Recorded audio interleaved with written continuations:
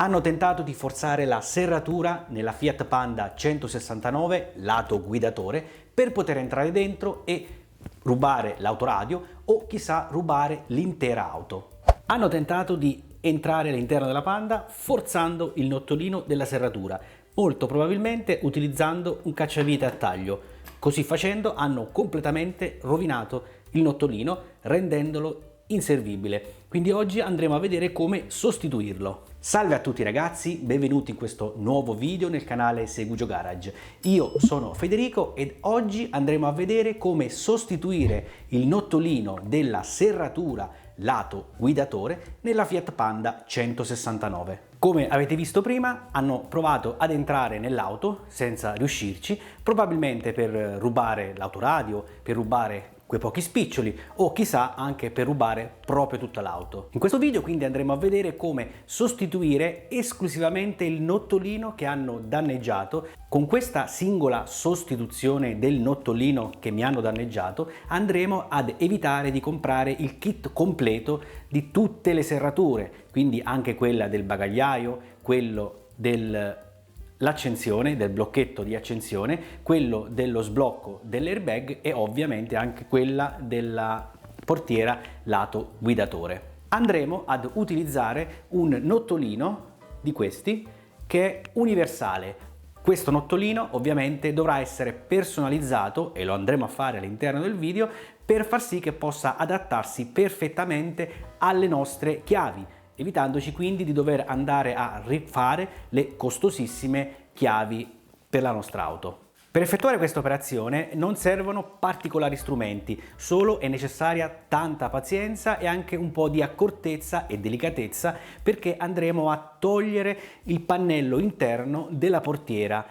In questa maniera potremo accedere a sbloccare la maniglia e a poterla estrarre. Infatti dovremo estrarre la maniglia per poter sostituire e andare a mettere il nuovo nottolino. Oltre a molta pazienza, gli strumenti che andremo ad utilizzare sono un set di leverini da carrozziere, cacciavite a croce e vari inserti esagonali.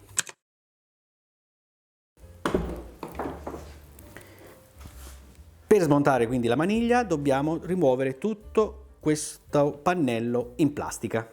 Questo è il nottolino che andremo a sostituire a quello che è stato danneggiato da un malintenzionato. Prima di poterlo installare però dovremo fare una modifica utilizzando la mola da banco per poterlo adattare alle nostre chiavi in nostro possesso. Iniziamo rimuovendo questa parte in plastica.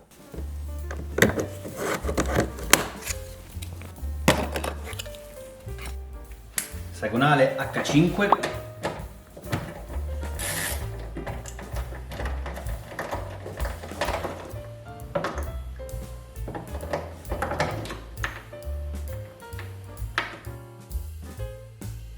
Qui sotto c'è un'altra H5.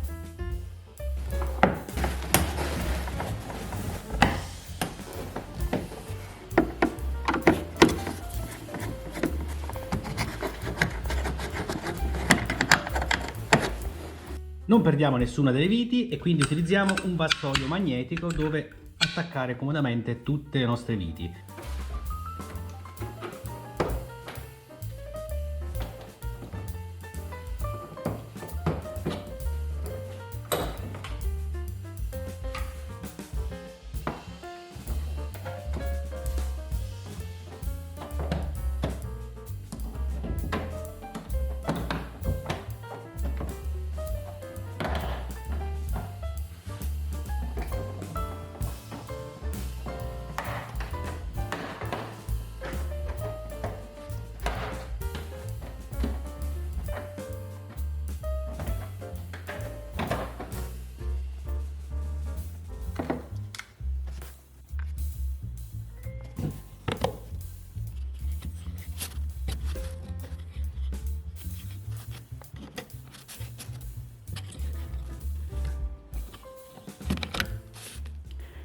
Questo è il nottolino nuovo. Vediamo che la chiave entra ovviamente perfettamente. Noi dovremo andare a limare con la mola da banco tutte queste parti che vengono fuori, quindi 1, 2 e 3. In questa maniera si crea una superficie completamente liscia e permetterà al nottolino di ruotare. Abbiamo rimosso il pannello in plastica, ora vediamo che c'è questa pellicola molto distrutta e qui sotto c'è praticamente la maniglia che dobbiamo andare a svitare. Cerchiamo di farci strada un po' cercando di staccare questa pellicola senza distruggerla. La mia è già distrutta, quindi me ne interesso veramente poco. Una volta rimossa la pellicola, purtroppo non possiamo ancora accedere ai dadi posteriori della maniglia esterna, perché dobbiamo rimuovere la guida del vetro. Dobbiamo quindi togliere questa clip qui con un leverino e andare a togliere questa vite qui Torx e quest'altra qui, così potremo andare a liberare e spostare semplicemente lateralmente in maniera tale che non ci dia fastidio per poter accedere sotto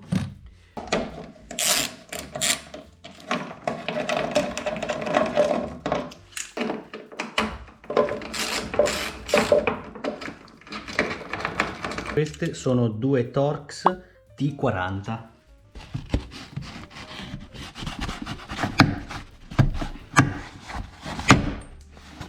Una volta rimosso il tassellino qui e le due viti Torx laterali sulla fiancata, possiamo sollevare e spostarcelo semplicemente dove non ci dà fastidio.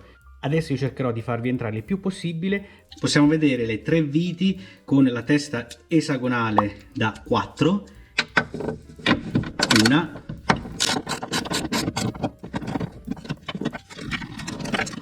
poi abbiamo la seconda e la terza. Prima ancora di svitarle, io direi di staccare questi rimandi che sono collegati con la serratura. Andiamo a sganciare questo fermo di colore verde e quest'altro di colore giallo, aiutandoci con un cacciavitino.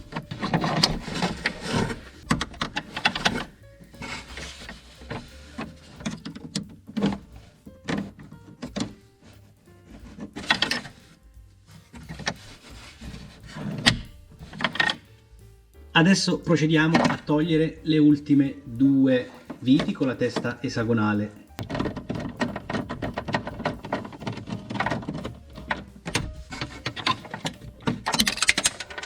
Siccome maldestramente una vitina mi è caduta all'interno, andiamo a ripescarla con questo magnete.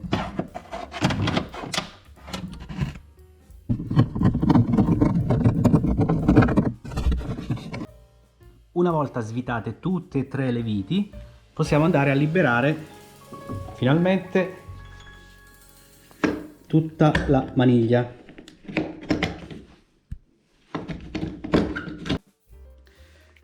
Come possiamo vedere, il nottolino vecchio, danneggiato, non permette l'ingresso della chiave. Questo nottolino è tenuto fermo da questo anello che possiamo andare a rimuovere con un semplice cacciavite, mettendo semplicemente a leva.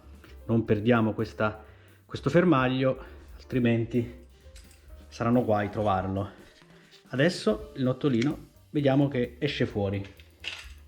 Vediamo che è stato completamente spaccato, distrutto dall'azione, diciamo, del malintenzionato che è entrato con un cacciavite di forza. Quest'altro è quello nuovo.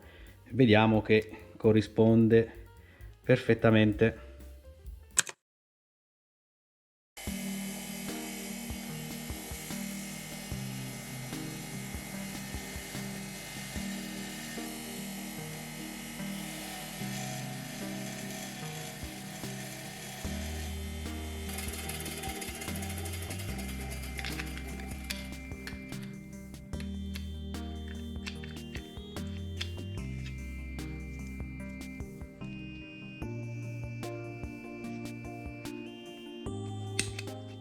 Andiamo a rimettere il fermaglio in maniera tale da bloccare il nottolino. Facciamo un altro controllo prima di reinstallare. Vediamo che non ci sono problemi. Andiamo a reinstallare la maniglia. Ovviamente il percorso sarà l'inverso di quello che abbiamo fatto prima per lo smontaggio. Ovviamente, cari iscritti e non, se il video vi sta piacendo, mi raccomando lasciate un mi piace e scrivetemi qui sotto nei commenti se anche a voi è accaduto lo spiacevole inconveniente che vi abbiano provato a forzare la serratura per entrare in auto.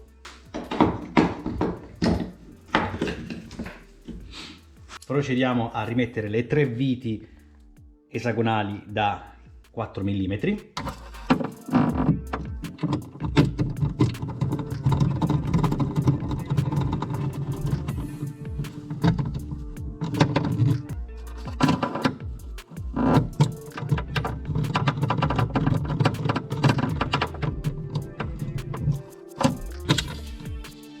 Stringiamo un po' senza esagerare.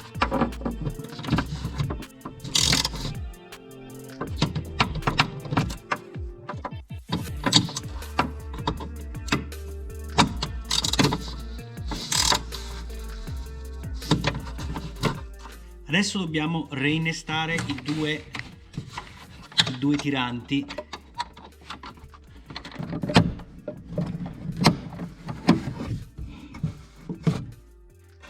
Ho reinserito anche questo tirante e il suo gancino di blocco, il suo fermo giallo. Difficile farvi vedere l'operazione perché lo spazio è veramente a gusto. Adesso possiamo andare a provare se la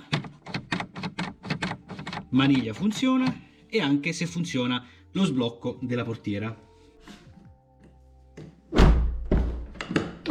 La maniglia funziona correttamente, andiamo a provare la chiusura di tutto. Chiuso, aperto, chiuso, aperto. Adesso, cari amici del canale, non resta altro che rimontare il pannello e l'operazione potrà considerarsi conclusa. Fatemi sapere qui sotto nei commenti se questa mia soluzione vi è piaciuta, cioè andare a spendere 20 euro di nottolino universale che però ho personalizzato con la mia chiave, piuttosto che andare a ricomprare tutto il set di serrature dell'auto che costava intorno ai 100 euro. In questa maniera con 20 euro si riesce a fare queste operazioni di sostituzione e risparmiare discreti soldi.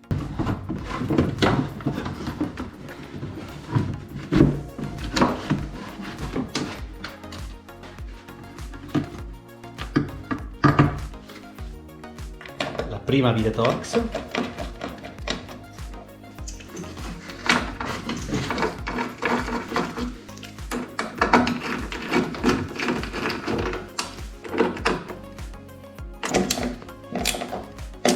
Purtroppo la plastica antipolvere, che evita che la polvere dall'esterno entri, diciamo, in auto, in abitacolo, è molto rovinata. Se avete dei suggerimenti su come sostituirla a costi contenuti economici, scrivetemelo qui sotto nei commenti.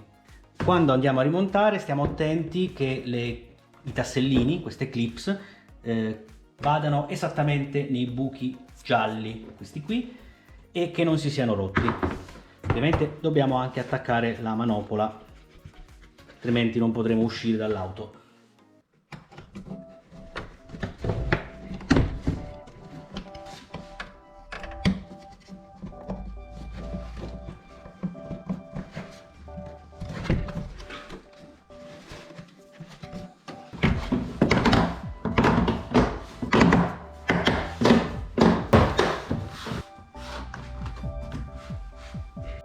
Andiamo a rimettere questo elemento facendo combaciare questa linguetta nella scanalatura.